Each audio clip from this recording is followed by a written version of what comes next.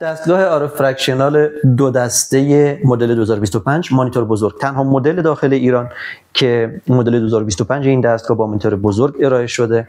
این دستگاه فوق العاده عالیه، یک جورایی شبیه دستگاه‌های CO2 فرکشنال و حتی با کیفیت بالاتر کار میکنن. کاتریج خور هستن، کاتریجاشون به این شکل هست، چند نیدله، چند سوزنه، تک خطی، چند نقطه‌ای و مدل‌های دیگه. قابلیت استفاده به صورت یک نفر رو دارن و هر کاتریج با قیمت مناسب هم ارائه میشه.